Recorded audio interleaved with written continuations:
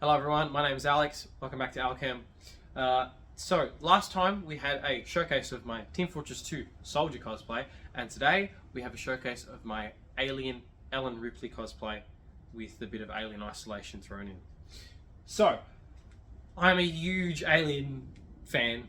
Alien series. I'm a massive fan. Love Ridley Scott's work. I love the worlds he creates. Beautiful sets with such high detail, like practical effects. Oh my god, I lose it.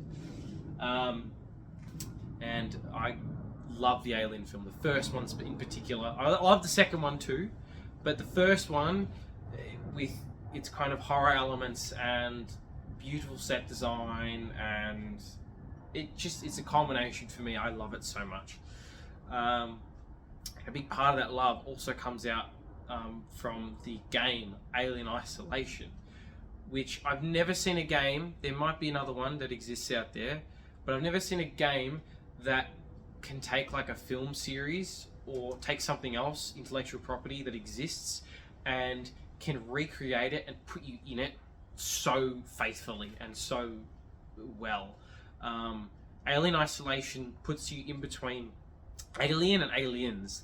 And you play as Ellen Ripley's daughter, Amanda Ripley, where she encounters the xenomorph and has to fight it off like her mother. But there is no other game that has like recreated the world of Alien like that game. That is a hidden gem amongst mediocre Aliens games, and it is amazing.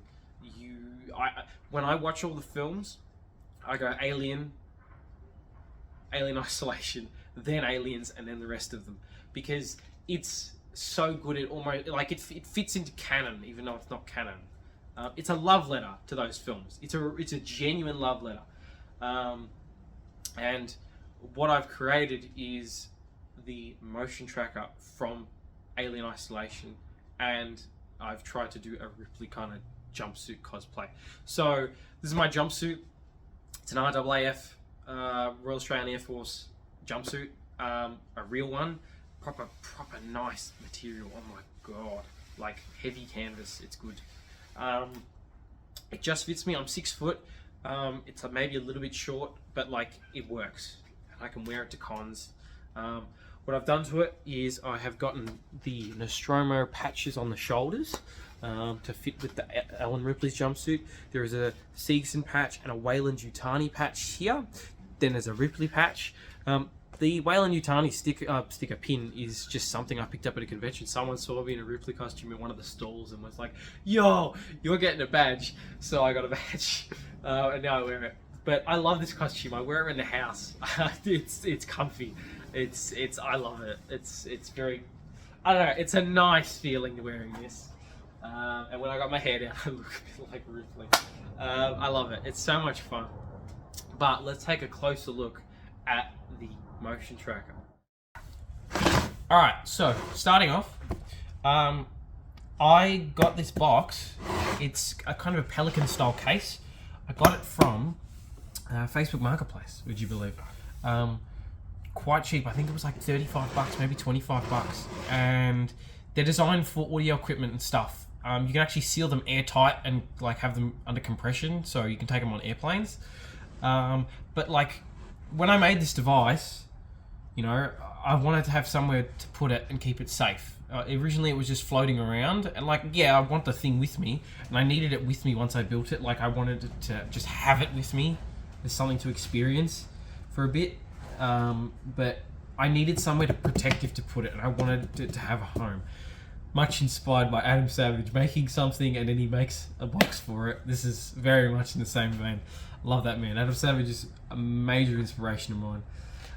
So, as you can see, we have our Seegson logo, our property of Weyland-Yutani, which says, improper use of company technologies can result in penalties to the users found responsible. Anybody found liable for damages and tampering to corporation property will be expunged from their position and penalised for their actions. Sounds very corporate, very drony kind of thing. I've got a couple B stripes on each side, and I have the motion tracker symbol on the front. Plus a Weyland-Yutani Building Better Worlds logo on the top of that. This is a sturdy case. Like, it's got foam in it. It's designed to protect audio equipment. So, get it open. Oh yeah. Oh yeah.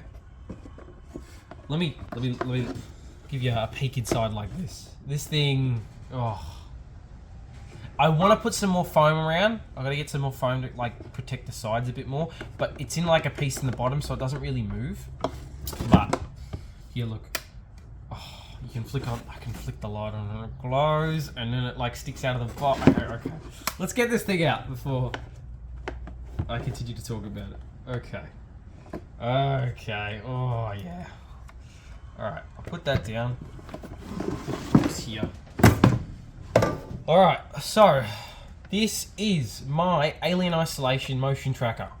So how do I go through this? I did this as a uni project for a prototyping class. So I'm currently in a Bachelor of Industrial Design. One day possibly working into going into prop design somewhere. But for the minute, I'm doing an industrial design course. And one of the classes I had was a prototyping class, which basically the aim of it was to learn how to work with materials and work with things to make a really high fidelity prototype. Didn't matter what it was, the guy did not care, right? If you could justify making it, you can make it. And I was able to convince him to let me make this, which is so cool. It's not funny. Like, this is my favorite thing I own. And it's all handmade by me.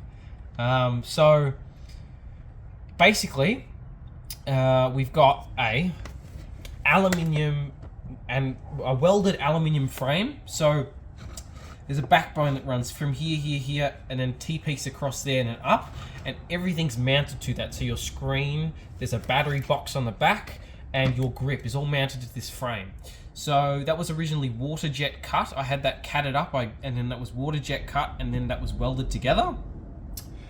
The screen housing and the battery box are 3D printed.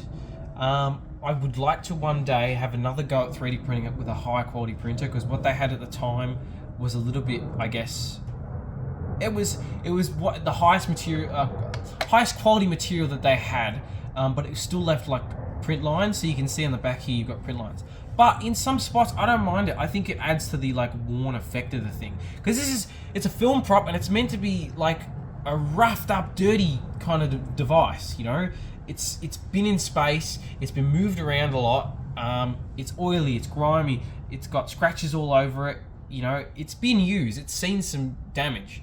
So, you know, I think that 3D printed effect kind of adds a little bit to it when you see it in person.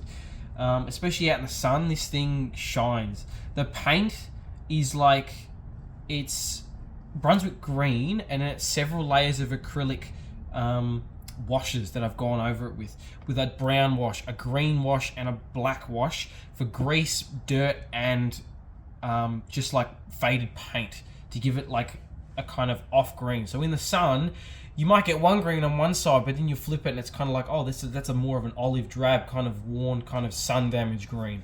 It's a very nice effect. So along with that, we've also got a leather strap on the top. The leather strap is made out of this hide that I've got. I bought a whole hide. I'm working with leather at the minute, and I had this little length. It's almost like a watch strap sort of size, to give you some reference. But it's really nice, solid leather. Happy with that, like a lot.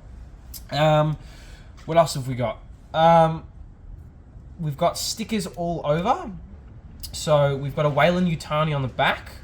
We have a serial number on the side, and they are meant to look like they are peeling. That's the whole point. I like, on each side there is a pass sticker with a date.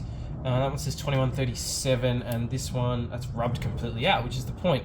It's meant to have been through several like mail rooms, in a sense. This thing's been in space. If anything in space would have had to have been checked and certified for it to be rated to go. So this thing's been through several locations and it's seen a lot, and it tells a story. There's a Property of Aria sticker down here, which is the company that built the tracker, as well as that's I believe a division of Seegson, which is then a division of Weyland-Yutani, which was bought out by Weyland-Yutani. On the side, there are two knobs which they do spin, but they're not really meant to spin, and a series of like dial indicators. I think they're meant to like calibrate the tracker, is what they're for. The screen itself is several layers of colored acrylic, and then there is a curved piece of plastic to give the effect of like an old CRT. The screen that goes all the way around is actually a piece of water jet cut aluminium. It's as fine as they could do it for some of the lettering and the stuff on there. And the final touch that just makes this thing is you can flick it on and you've got a light up screen and an LED down here, and it functions like, well, not functions, it looks like it functions. It looks like a film prop, which is the whole idea. This thing, the way it glows, if I turn this light off, like, yeah, you can see the color of it now a bit better. It's beautiful.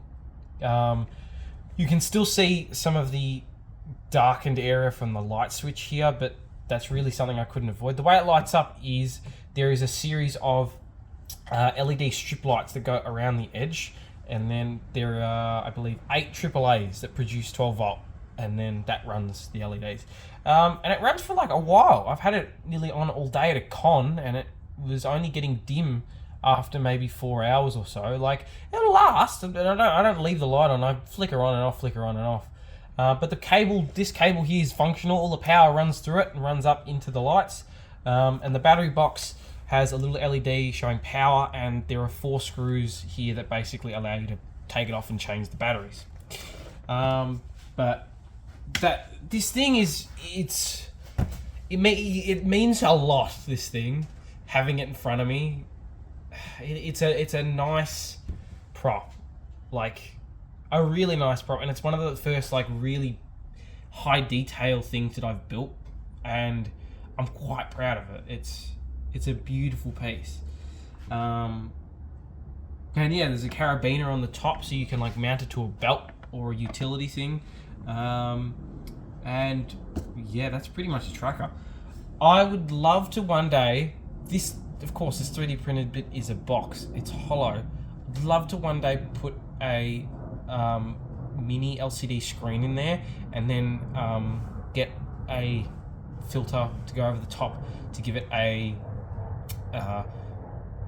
like CRT effect, and then have an Arduino inside powered, and actually have the thing light up and like act like a screen, act like the tracker does in the game. That would be amazing, but that's a down the road thing. This is going to be something I reckon I'm going to be changing a lot through the years. I reckon I'm going to make several versions of it. There was a prototype before this one, which was part of the class, where it wasn't painted, it was just 3D printed components. It was meant to check sizing, and that was a great reference to give me sizing and then build the final model.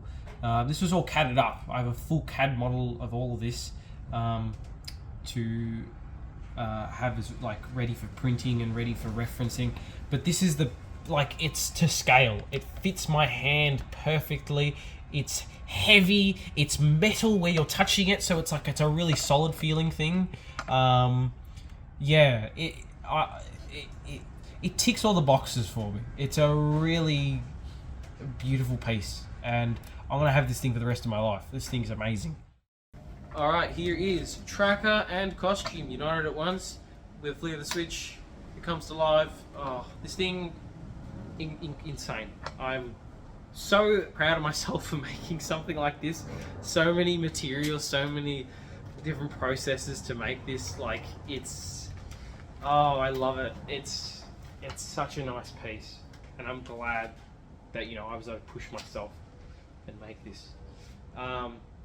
Definitely will be in the future putting a screen in it and having it make sounds. Like, that's gonna happen. I need to learn some more though, and that's fine. I'll take the time to learn. I want to learn. I want to build my skills up, and I want to be able to make cool things like this in the future. So that being said, thank you so much for watching. There'll be another video out soon. My name is Alex. Bye-bye.